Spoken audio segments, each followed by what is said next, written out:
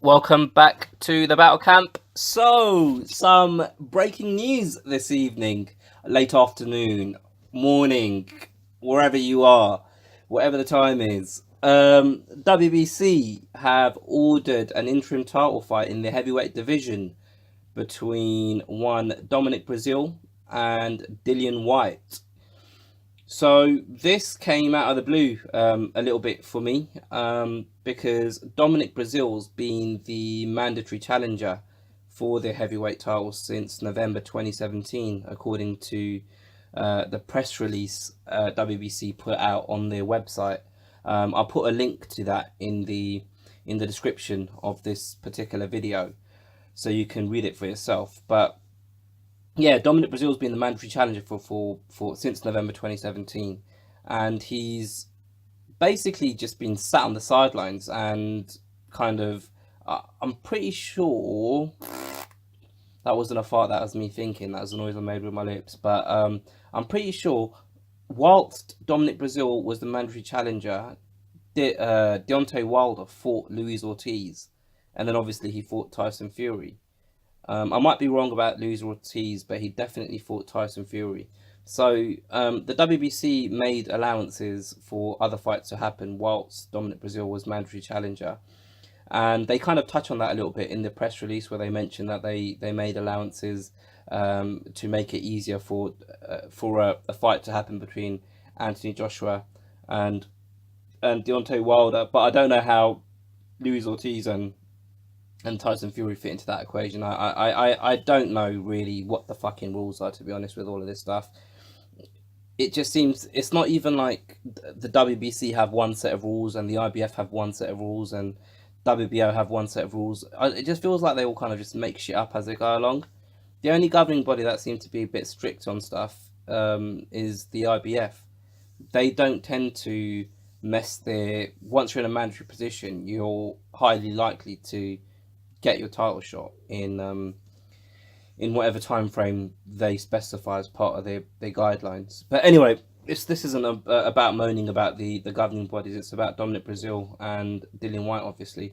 So they've obviously said that they're ordering an interim title heavyweight title fight between Breazeale and Dillian Whyte, and then obviously once you win that interim title belt, you've worked yourself into a position where you're number one contender. And one would presume that means that you're effectively got the spot as a mandatory challenger, but the time frames on when you get when you actually get your shot against the WBC champion, that kind of is up in the air because they haven't mentioned it in this article or press release or statement or whatever the fuck you want to call it. One bit of important information is they say at the end of the statement, the free negotiation period has begun. And if there is no agreement between the parties, the WBC will conduct a purse bid in Mexico City headquarters on Tuesday, March 19th, 2019. So the date today is the 12th of February. So they've literally got a month and a week to come to a agreement, Dominic Breazeale and Dillian Whyte. One thing that they don't say in this statement, and because they don't say it, I'm assuming it doesn't exist, is the whether they've mandated purse splits between both parties. So to my mind, because Dominic Breazeale is already the mandatory challenger and he's kind of in the number one contender slot, and Dillian Whyte is effectively the challenger for that mandatory position, and this is just me thinking out loud. I mean, this is how I think it should work anyway. Because Dominic Breazeale is number one contender already. He holds that mandatory position for a mandatory title shot, and Dillian Whyte is effectively challenging him for that. In my mind, they should kind of mandate purse splits in favour of Dominic Breazeale, just in keeping with having a mandatory title shot, because otherwise, Dominic Breazeale has literally got nothing to gain from this situation. He's already the mandatory challenger, so he's basically fighting for something he already has. So in order to force him to do that, then he should kind of, the pot should be, or the deal should be sweetened for him a little bit. But obviously they haven't mentioned it, so I'm assuming there is no mandatory splits on purses, which means it's a bit of a free for all. So yeah, that's interesting, and I suppose that might make it a little bit more difficult for both parties to come to an agreement on who gets paid what. So Eddie Hearn and Dillian Whyte have both been quite vocal about the fact that they aim to have Dillian Whyte aims to be fighting on April 20th on a pay-per-view show, and Dominic Breazeale was one of the names that they mentioned as a potential opponent for Dillian Whyte. So now it feels like his opponent, or his next opponent, has basically been confirmed, because um, Dillian Whyte has been open about the fact that he wants to work himself into a position where he's a mandatory challenger for heavyweight titles rather than being a voluntary defense for one of these champions.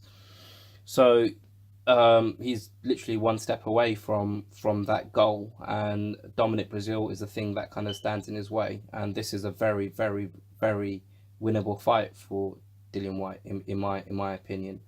So I'd imagine that they kind of do everything they can to get this fight made. Um, Dominic Breazeale is obviously I think, and I'm 99% certain that Dominic Breazeale is an Al Heyman fighter. So how much that plays into the negotiation between Dillian Whyte and Dominic Breazeale, I think that would be quite interesting. Whether they'd be able to come to an agreement before this purse bid is called. And if we get to a situation where a purse bid needs to be called, then kind of that would be interesting to see who bids what and who wins the rights for this fight. It would definitely be in Eddie Hearn and Dillian Whyte's best interest to get this done as soon as possible so they can announce it and start getting that April 20th card ready, basically. But yeah, there's quite a lot of different variables, because if they can't come to an agreement with Dominic Breazeale, does that mean that Dillian Whyte takes a fight with someone else just to secure that April 20th date? Do they push that April 20th date out? And if they do push that April 20th date out, what happens with Dave Allen, who's fighting Brown? Like, what happens with that fight? And there's a couple of other fights that they were aiming to put on the undercard of that planned April 20th show.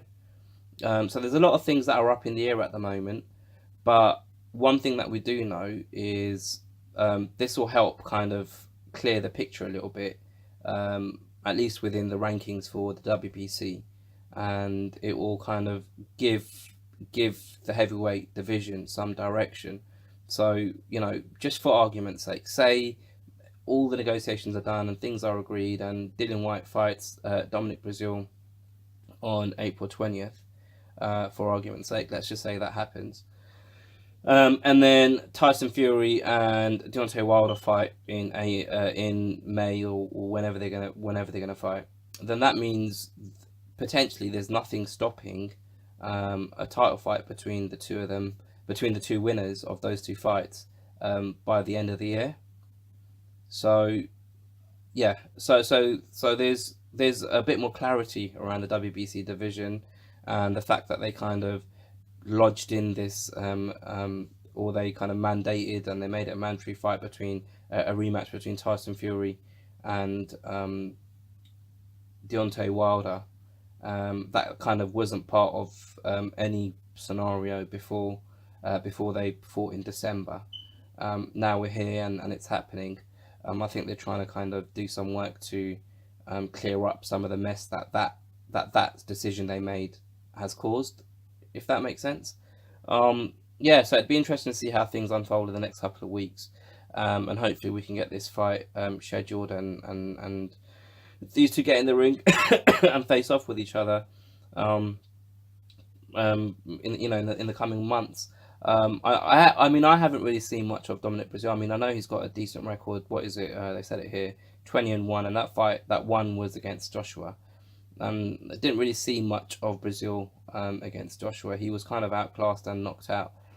But yeah, I don't know. I just like to see Dominic Breazeale fight against Dillian Whyte, and just kind of see how he stands up against someone with the quality that Dillian Whyte has. Dominic Breazeale, I know he's well, most heavyweights have got a lot of power, but I know Dominic Breazeale is a guy that kind of holds not holds on to his power. That's the wrong terminology, but he holds his power dear. That's kind of one of his main assets. So I'm not saying he's just got a puncher's chance. I don't know enough about him. Why am I starting to break down this fucking fight? It's not even happened, and I haven't even seen enough of Breazeale to give you guys a valid opinion about his about his fighting style and technique and stuff. But I'm just looking at his record now. Out of his 20 wins, 18 have come by KO. So yeah, he can hit. He beat Eric Molina. When was that? In November in 2017. Oh, that was probably the fight that he had to get the mandatory slot anyway. Anyway, none of that shit matters. What matters is WBC have ordered this fight, and it's interesting and exciting for the heavyweight division. Let me know what you guys think. Put your comments below. And also, please, can you like this video if you've enjoyed what I've said, and share it and subscribe to my channel. Thank you very much. Bye.